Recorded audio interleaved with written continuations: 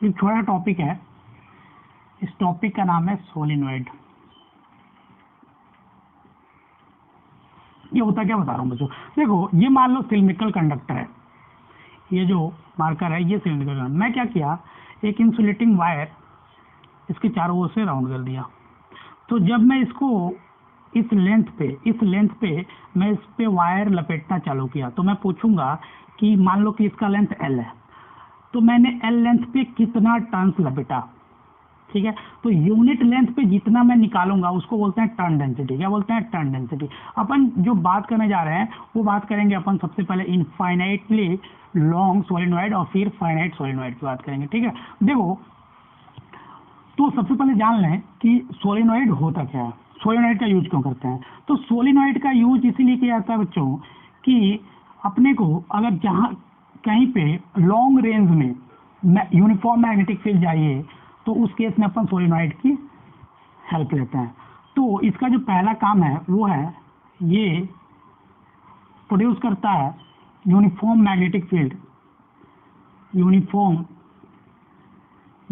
Magnetic field of long range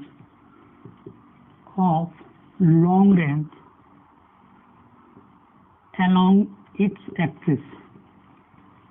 ये अपने axis के अबाउट लॉन्ग रेंज में मैग्नेटिक फील्ड प्रोड्यूस करता है। एक बात और याद रखना कि मैग्नेटिक फील्ड जो आउटसाइड होती है सोलेनॉइड की, अगर वो आइडियल स्टेट है तो 0 होता है।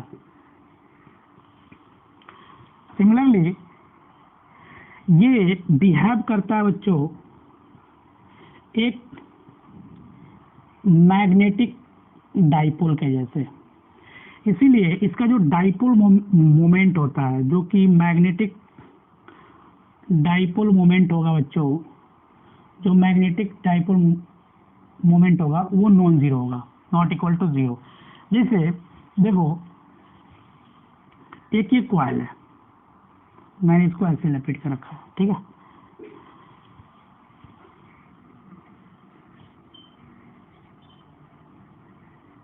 ये मैंने इसको बनाया, थोड़ा अच्छे से बना दे रहा हूँ, ठीक है। मान लो करंट ऐसे फ्लो हो रहा है,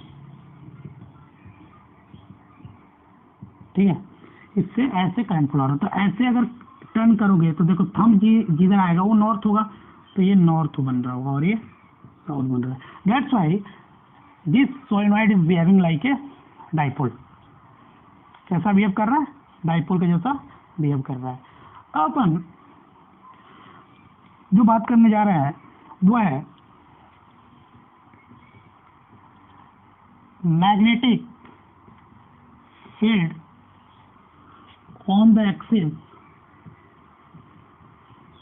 on the axis of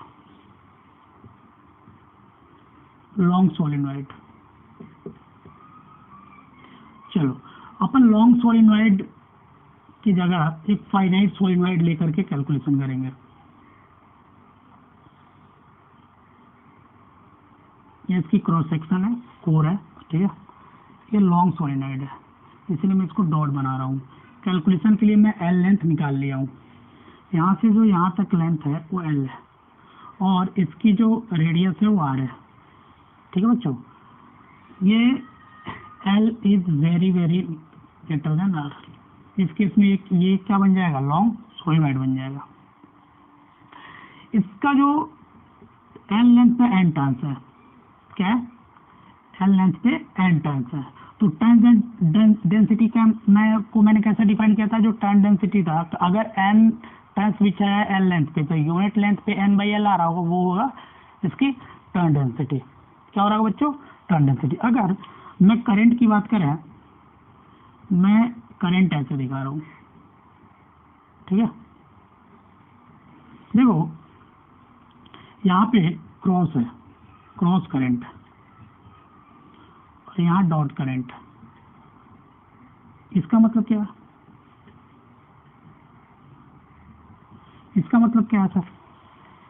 इसका मतलब ये हुआ कि देखो ये है मेरा वायर, ठीक है, ये है मेरा कंडक्टर। अब मैं इस पे वायर लपेटूंगा, ऐसे ऐसे, तो मैं जब यहाँ से लपेट रहा हूँ, जब ऐसे लपेटूंगा तो यहाँ से एक बार करंट मेरे को अंदर जाते दिखेगा और यहाँ से निकलते दिखेगा। तो मैं फ्रंट व्यू बनाया, मैंने क्या किया, करंट का फ्रंट व्यू बना लिया, यहाँ से मैं देख रहा था। एक बार वायर में करंट अंदर जाते तो मैंने इन्वर्ट दिखाया, फिर मेरे साइड आते मैंने उसको डॉट बनाया। तो देखो इस केस में अगर आप मैग्नेटिक फील्ड निकालते हो तो ये देखो करंट बाहर आ रहा है, तो ऐसे लगाओगे तो मैग्नेटिक फील्ड एक्सिस पे इधर आ रही होगी।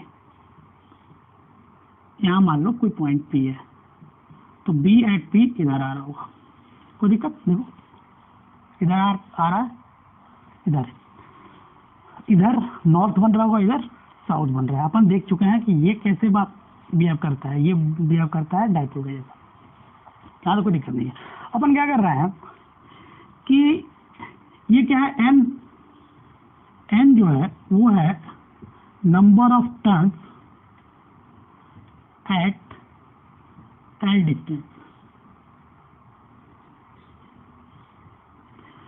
अब मैं टर्न डेंसिटी निकाल रहा हूं, ये क्या है, ये है turn density N/L, unit length पे कितने टर्न्स है। मैं क्या करता हूँ, यहाँ ACL यूज करता हूँ, उसके लिए एक एम्पेरियन लूप बनाता हूँ जो कि रेक्टेंगुलर शेप का होगा। मान लो ये L लेंथ का है, ठीक है, ये L लेंथ है और इसमें करंट ऐसे फ्लो हो रहा है, इसमें स्मॉल आई मान लो, स्मॉल आई करंट ऐसे फ्लो हो रहा है, ठीक है। मैंने ये एम्पेरियन लूप माना है, क्या माना है इसको, ये मेरा है एम्पेरियन लूप, ठीक है। ये जो मैं डॉट से बनाया हूँ ब्लू कलर से वो एम्पेरियन लूप है। मैं इसको थोड़ा नाम दे दे रहा हूँ, ये है ए है बी, ये है सी और ये है डी। तो मैं क्या करूँगा बच्चों, जब ACL लगाऊंगा तो ए से बी जाऊंगा, इतना लेंथ का कंडक्टर, फिर बी से सी गया, फिर सी से डी आऊंगा, फिर डी से ए जाऊंगा। देखो तो अगर अपन ACL यूज करें तो देखो क्या मिल रहा होगा। अगर ACL यूज करते हो तो अप्लाई ACL, अगर ये ACL यूज करोगे तो मैं क्या किया, close loop B dot D L A से बी के लिए plus integration B dot D L B से सी के लिए plus integration B dot D L, देखो ए से बी गया, बी से सी गया, अब बचा क्या, सी से D plus integration B dot D L D से A is equal to mu naught into I enclose. देखो हमने बताया था कि अगर एक सोलेनॉइड है उसके बाहर जो है मैग्नेटिक फील्ड 0 है आइडियली, तो इसके बाहर मैग्नेटिक फील्ड 0 है, इधर नॉन 0 है। अगर आप ए से बी जाते हो, देखो ए से बी तो करंट इधर, तो इस आइडियल इधर, ठीक है, और बी इधर, तो थीटा कितना बन रहा है 0 डिग्री, इस केस में थीटा 0 डिग्री बन रहा है। सिमिलरली अगर बी से सी आओगे तो लेंथ ऑफ कंडक्टर इधर और मैग्नेटिक फील्ड उधर, तो 90 डिग्री, थीटा कितना बन रहा है 90 डिग्री। और बी से डी, सी डी रीजन में जैसे ही आते हो इधर मैग्नेटिक फील्ड ही नहीं है, और फिर डी से ए जाते हो, अगर डी से ए जाते हो तो देखो एल इधर और बी उधर, तो थीटा हो जाएगा 90 डिग्री। और cos 90 0, तो ये वाला टर्म 0 क्योंकि डॉट प्रोडक्ट है, ठीक है, ये वाला टर्म भी 0 और ये 0 क्यों, क्योंकि मैग्नेटिक फील्ड बाहर 0 है। बचा ये सिर्फ टर्म, इसको अपन लिखे है तो लिखूंगा B D L integration cos 0 degree is equal to mu naught. अगर आई इंक्लोज देखोगे तो आ रहा होगा एन आई के बराबर, यहाँ टर्न डेंसिटी है। देखो B इंटू डी एल को मैं कितना लिख लूँ, ये डी एल कितना होगा एल लेंथ, तो ये L is equal to mu naught N I into L आ रहा होगा, ठीक है। तो mu naught N I L, यहाँ से ये कैंसिल, तो B की जो वैल्यू आ रही होगी वो आ रही होगी म्यू नॉट एन आई, जहाँ पे N क्या है, N जो है वो है टर्न डेंसिटी, मतलब N/L। तो अगर नंबर ऑफ टर्न्स के बिहाफ पे अगर फॉर्मूला को लिखूं तो ये ऐसे आ रहा होगा, जहाँ पे n क्या है, नंबर ऑफ टर्न्स, कितने लेंथ पे, l क्या है, लेंथ ऑफ सोलेनॉइड। यहाँ देखो देखा म्यू नॉट की वैल्यू तो पता है आपको। देखो तो ये है, ये क्या बच्चों, ये है सोलेनॉइड के एक्सिस पे मैग्नेटिक फील्ड।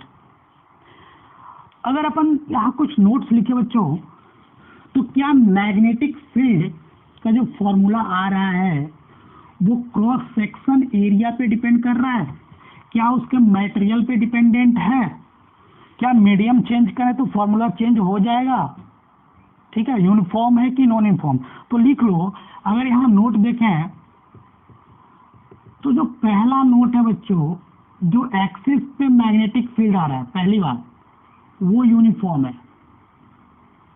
यूनिफॉर्म का मतलब डिस्टेंस के साथ वेरिएशन नहीं हो रहा है अलोंग द एक्सिस, ठीक है। और इसका जो डायरेक्शन है, वो ऑलवेज है पैरेलल टू द एक्सिस, ठीक है। चलो दूसरा नोट देखते हैं। दूसरा नोट ये है कि जो फॉर्मूला डराइव वो क्या है बच्चों, वो क्रॉस सेक्शन एरिया पे डिपेंड नहीं कर रहा है। यहाँ पे जो बी आया है, B at axis doesn't depend on cross sectional area या radius of core and material of solenoid. Solenoid जिस मटेरियल से बना है बच्चों, उस पे भी मैग्नेटिक फील्ड डिपेंडेंट नहीं है।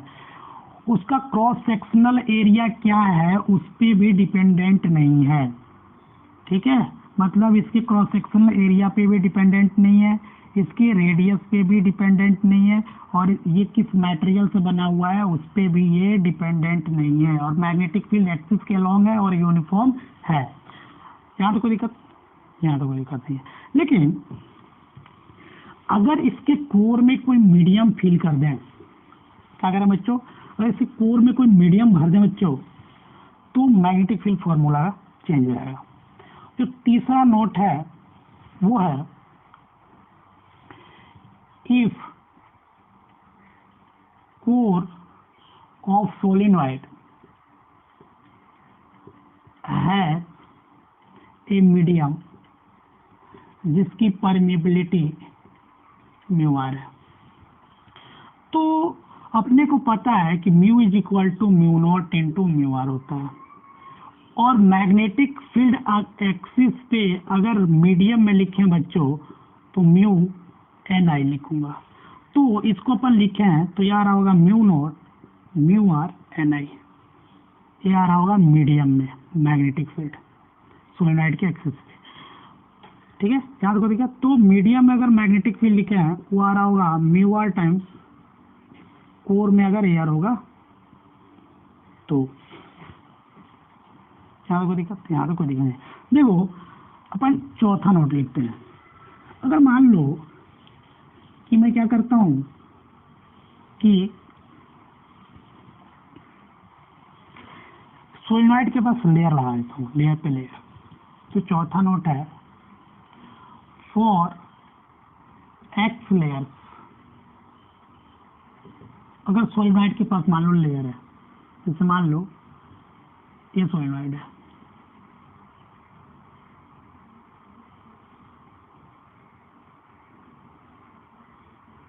इसके पास मान लो बहुत सारा लेयर है, एक्स लेयर से, इसके एक्स लेयर से, ठीक है, इसमें करंट आई है। तो फॉर एक्स लेयर अगर मैग्नेटिक फील्ड एक्सिस पे देखोगे तो कुछ नहीं करना, एक लेयर की वजह से जितना होगा उसे मल्टीप्लाई कर दो, B due to one layer, तो यार होगा X into mu naught N आई।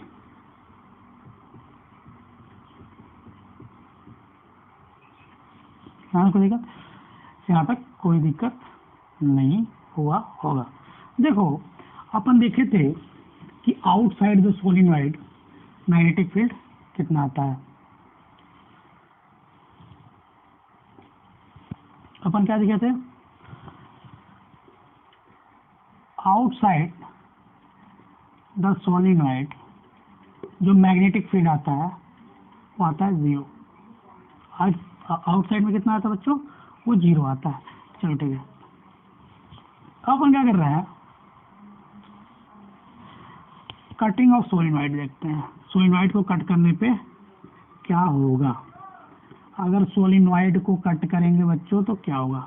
याद रखना, अगर अपन सोलिनॉइड को कट करें तो जो टर्न डेंसिटी होगी, याद रखना बच्चों, जो टर्न डेंसिटी होगी वो कांस्टेंट रहेगी।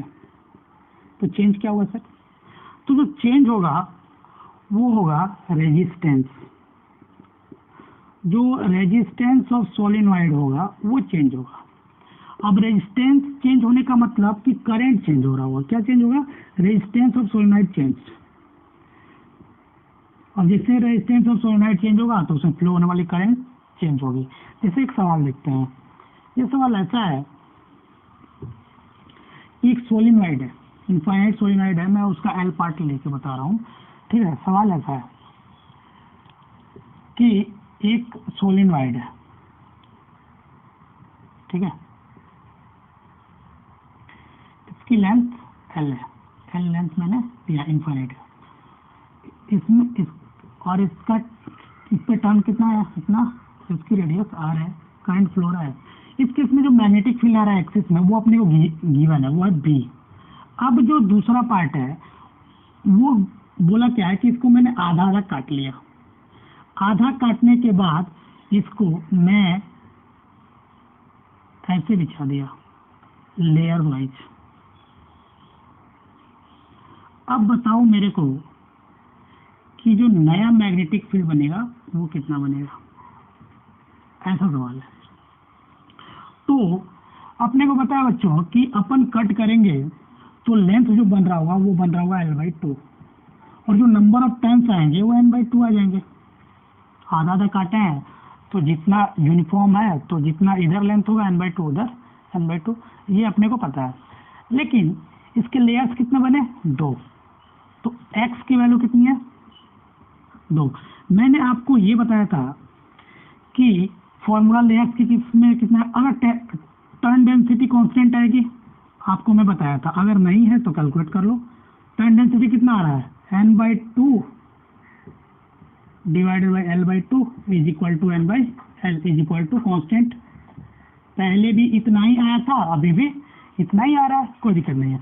तो अगर इस केस में मैग्नेटिक फील्ड लिखोगे तो x mu naught ni, x की वैल्यू कितना है, 2, तो 2 न्यू नॉट ni आ रहा होगा इसका आंसर। ये ना सिंपल है सवाल, यहाँ कोई दिक्कत नहीं होगा। देखो एक और सवाल देख लेते हैं। सवाल ऐसा है कि देखो सवाल ऐसा है,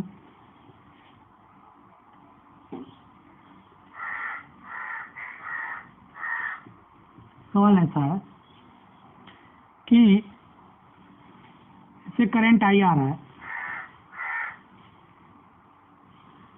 यहाँ बी डैश है, यहाँ बी डैश है। ये अरेंजमेंट कैसे बना है ये मैं आपको बता रहा हूँ। ये पहले ऐसे था, इससे आई करंट आ रहा था, एन और एल लेंथ था।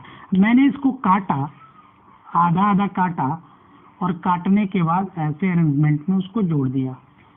अब आपको पूछा क्या गया है कि बी डैश की वैल्यू कितनी होगी। देखो काटने के बाद टर्न डेंसिटी तो कांस्टेंट रहेगी, टर्न डेंसिटी सेम है एन और एन। इसका जो रेजिस्टेंस होगा वो आधा आधा हो जाएगा। पहले रेजिस्टेंस R था तो I करंट फ्लो हो रहा होता, ये मान लो R/2 आ गया, ये R/2। तो I करंट कितने से जा रहा था, R से, अब R/2, तो यहाँ पे आ रहा होगा I/2 और यहाँ आ रहा होगा I/2। अब इसके चलते मैग्नेटिक फील्ड निकालना है तो आपके पास सॉल्यूशन बन जाएगा B dash is equal to mu naught N I/2। तो म्यू नॉट NI इससे बन रहा था, तो आप लिख सकते हो B dash is equal to B divided by 2।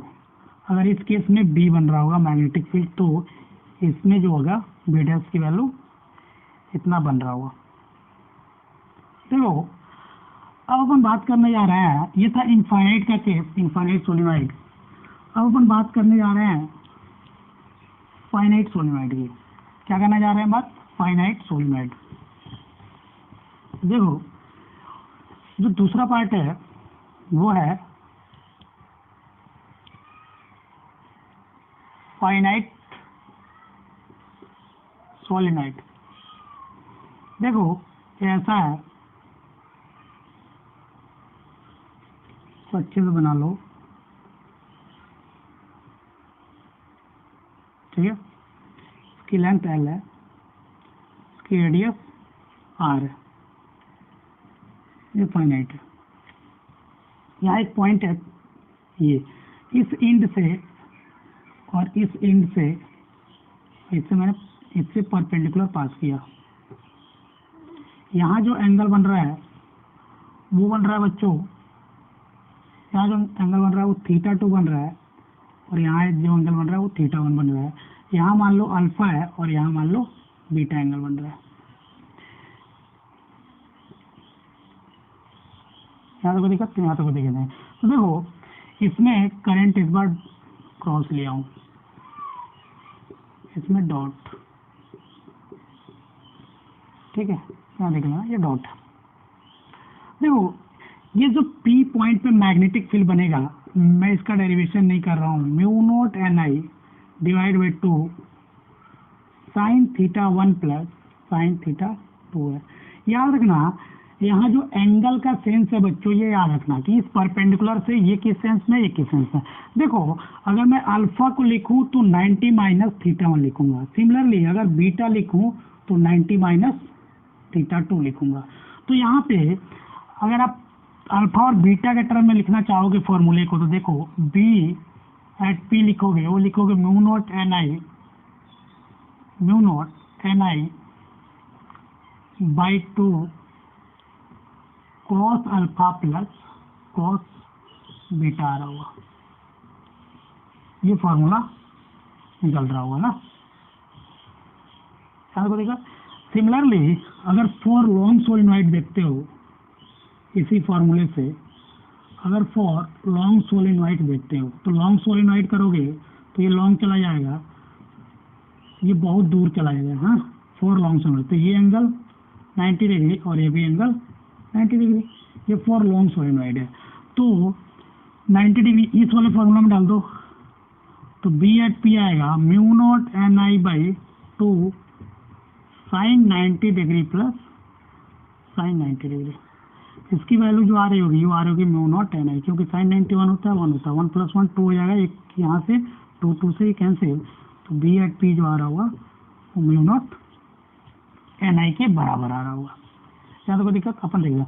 अगर इंड्स की बात करें बच्चों, तो अगर इसके किसी भी इंड पे जाते हो फाइनाइट सोलिनॉइड के, तो वो आपको क्या मिल रहा होगा।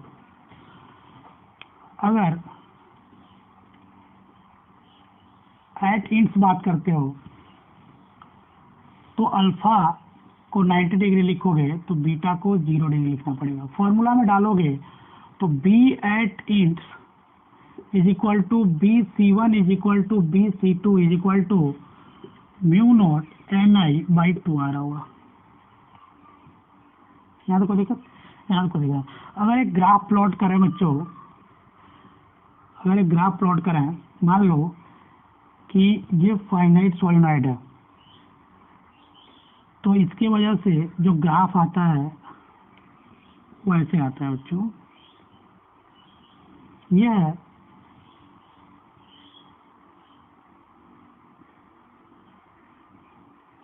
ठीक है, ये है maximum BP mu naught Ni। यहाँ जो बनता है बच्चों, यहाँ पे जो वैल्यू आती है इंच पे, ये है इंड 1, ये है इंड 2। यहाँ जो वैल्यू आता है एंड पे वो आता है आधा, BP by 2 is equal to mu naught Ni by 2। देखो इसको मैं थोड़ा सा एक्सटेंड करके सोलिनॉइड भी बना ही दे रहा हूँ, ये है वो सोलेनॉइड, फाइनाइट लेंथ का मैं सोलेनॉइड बना रहा हूँ। ये वो सोलेनॉइड है, ये उसके एंड से यहीं पे सोलेनॉइड बना दे रहा हूँ मैं। ये वो सोलेनॉइड है, ठीक है बच्चों, ये सोलेनॉइड है।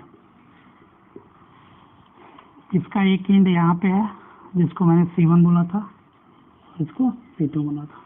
ये